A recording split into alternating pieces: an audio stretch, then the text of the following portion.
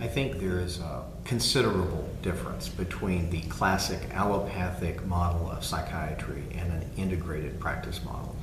The classic allopathic model is, in psychiatry, is Kreplinian, which means we are diagnosing people based on their symptoms and their symptom clusters. It is phenomenological. It is not looked at in terms of a mechanism of action, what's actually causing it.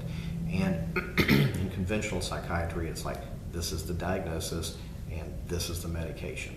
And these are the medications that in the US are FDA approved, and everybody agrees that this is appropriate. So you got this condition, you use this medication. And that's basically allopathic psychiatry. It's not that it's bad. It can produce good results.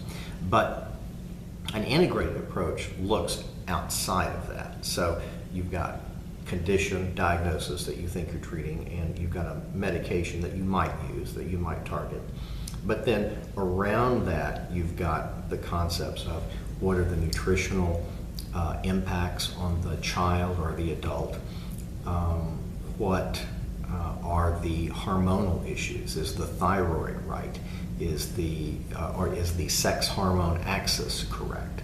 And as I just lectured here at IMMH, in men particularly, and also women, depression can be correlated with low testosterone, and so that's one of the things that I always want to check. The case that I presented today of a gentleman, he came in on 40 milligrams of Prozac and was very depressed. He had 6 out of 9 neurovegetative symptoms of depression, including both of the cardinal features of depression: sad, depressed, and down the dumps, and lack of, loss of interest in things, and on 40 milligrams of Prozac.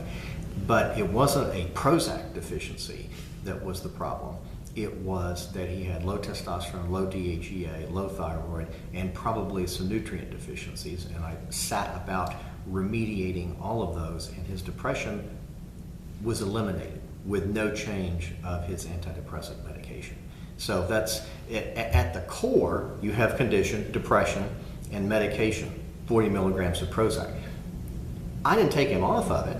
I think it probably was helpful for him in the past, but around that was all of this other stuff. And I think that you have to look at the whole picture and not just diagnosable condition, drug for condition. So how can a conventionally practicing allopathic psychiatrist know when one drug is causing problems with another and the polypharmacy is inappropriate? And for the observant practitioner, I do not think it is difficult. Let me back into answering that question. Let's say that you have a really difficult to treat schizophrenic, as the young man that I was telling you about with the IgG gluten sensitivity he has. He is on maximum dose of 2 atypical antidepressants. That really exceeds the FDA package insert because they are approved 1 at a time. But 1 didn't do it, and 2 hasn't done it either, but he's better.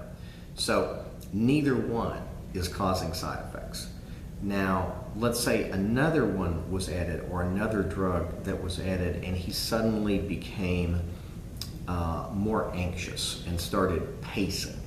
Well, one possibility would be extrapyramidal side effects and akathisia from antipsychotics. And there is a drug to treat that, cogentin, and that treats the side effect of the antipsychotics. And this is a well-established technique in psychiatry, because some people need an antipsychotic at such a high level that there is no way to give it to them without treating the extrapyramidal side effects and the akathisia. Let's say that was done and some other drug was added and the patient became more anxious, right? Not from the atypical antipsychotics, not from having it balanced with cogentin, but let's say an antidepressant was added. To be ridiculous, let's say that somebody put the person on fluoxetine and cranked it up to 80 milligrams a day, and the person was now extremely anxious and pacing and felt like his heart was going to jump out of his chest. And then the well-meaning but ill-considered prescribing psychiatrists will say, well, obviously you have an anxiety disorder and we need to use diazepam or chlordiazepoxide to treat the side effect of this. That's when you start getting into medications treating the side effects of a drug, which is inappropriate. The appropriate thing to do is say, well, maybe fluoxetine at 80 milligrams is not a good idea and we need to back that down and try something else. What is the solution to the lack of biomedical practitioners and psychiatrists? Get more of them. And where I think that may come from is twofold.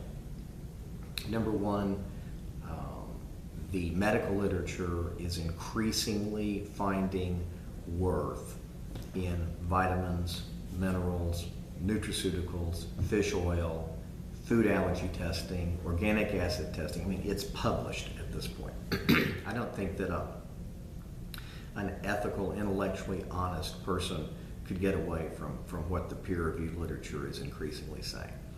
The question is, can a classically trained, classically practicing allopathic psychiatrist or physician practice in that way in today's medical economic climate?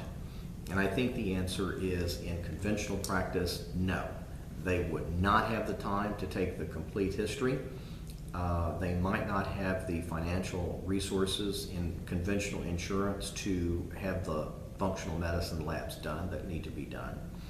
And they wouldn't have the time for follow-up. It's right now it's 7 to 15 minutes per appointment, running people through like they're on an assembly line, and sorry, you get one complaint today and we can't deal with more than one thing. And that's just not going to work. So what I see happening right now in medical practice is that more and more people are getting burned out doing it the conventional way. And they have two options at that point. One is drop out, give up, and pick another career, which is kind of counterintuitive if you're late 30s, 40, 50, 60, you've been doing this all your life and you just can't deal with a new reality. Or begin practicing in a more creative way, to submit oneself to the peer-reviewed literature, to admit that one doesn't have all the answers, that there's more to learn, that as Hamlet said, there are more things in heaven and in earth than are dreamt of in your earthly philosophy, Horatio. And I mean, when people get like that, then I think there's going to be a change.